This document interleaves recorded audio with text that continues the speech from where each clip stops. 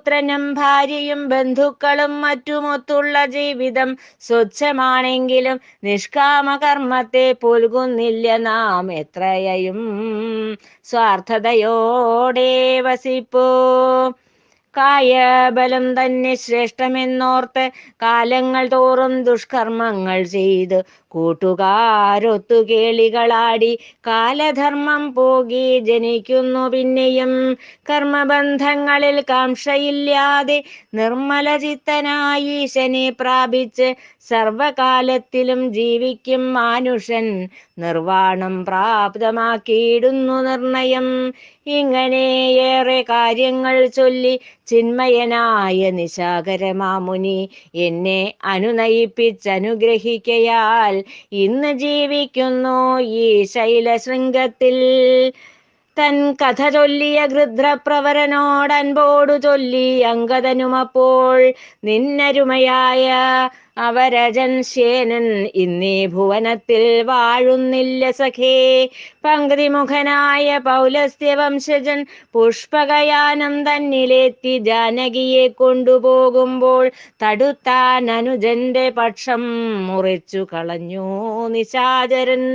രാമരാമേതി ജപിച്ചുകൊണ്ടന്യുഹം ശ്വേനൻ ജടായു പ്രാർത്ഥിച്ചിരിക്കെ ഭൂമിയെ ത്രാണനം ചെയ്യും രാമനോട് സീതാവൃത്താന്തങ്ങൾ ചൊല്ലാൻ വഴിയായി. ഏറെ കഴിയാതെ അങ്ങത്യയം പ്രാപിച്ച ശ്വേനശ്രേഷ്ഠൻ തന്നംഗമെടുത്ത് രാമനും അനുജനും അഗ്നി ജ്വലിപ്പിച്ച് അന്ത്യകർമ്മങ്ങൾ ചെയ്തു യഥായോഗ്യം.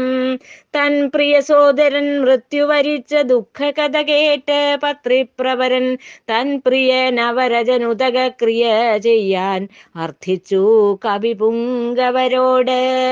ശാഖാമൃഗങ്ങളെല്ലാവരുമൊത്ത് ശ്രേഷ്ഠനാം സമ്പാദി തന്നുടെ ദേഹം സാഗരതീരെ എടുത്തുവെച്ച ശേഷം സോദരൻ തൻ അന്ത്യകർമ്മങ്ങൾ ചെയ്യിച്ചാർ. ഈ സാഗരം താണ്ടി അങ്ങെത്തുമ്പോൾ കാണുന്ന കശ്മാഭൃത്തന്നിലെ ലങ്കാനഗരിയിൽ സീത വസിപ്പൂ രാമനെ ധ്യാനിച്ചെന്ന വൃത്താന്തമറിയിച്ചു ഗൃധ്രജൻ.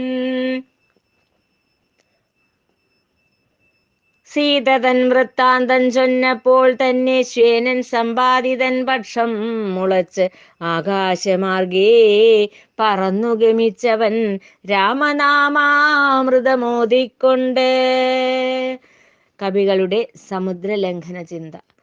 സാഗര തീരത്തു നിന്ന് കവിവരർ സാഗരം താണ്ടുവാൻ പോംവഴി ചിന്തിച്ചങ്ങാമനസ്യം പൂണ്ടങ്ങിരിക്കുന്ന നേരം വാസവ പൗത്രനാമങ്കദൻ ചൊല്ലി ശക്തിയും വേഗവും ഭാരമുള്ള നിങ്ങൾ എത്ര യോജന താണ്ടുവാനൊക്കുമെന്നെത്രയും വേഗമറിയിക്കൂ സഹചരേ.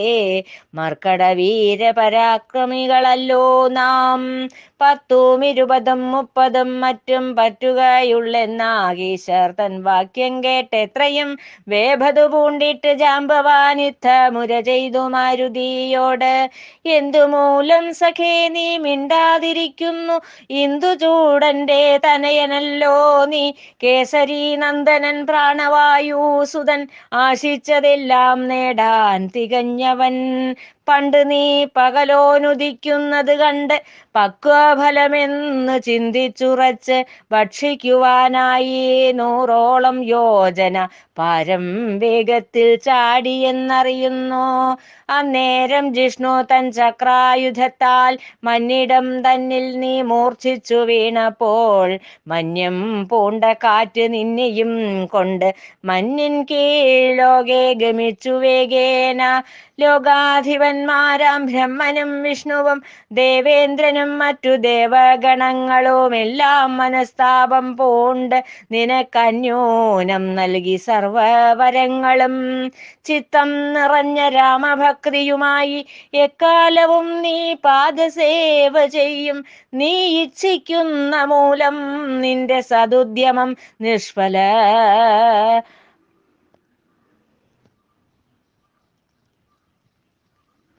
നിഷ്ഫലകുമില്ലെന്നറിക സഹോദരാ. കഞ്ചതനയന്റെ വാക്കുകൾ കേട്ടങ്ങഞ്ചസാ ധൈര്യം ലഭിച്ച ഹനുമാനങ്ങ് ആകാശത്തോളം വളർന്നങ്ങതിവേലത്തോടെ ചാടാനൊരുങ്ങി. അർണവം താണ്ടി ലങ്കാപുരി പൂകി അരക്കവംശത്തെ എല്ലാം ഒടുക്കി ജാനകി ദേവിയെ കൊണ്ടുവരുവാൻ സാധിച്ചിടുമെന്നോതി ഹനുമാൻ.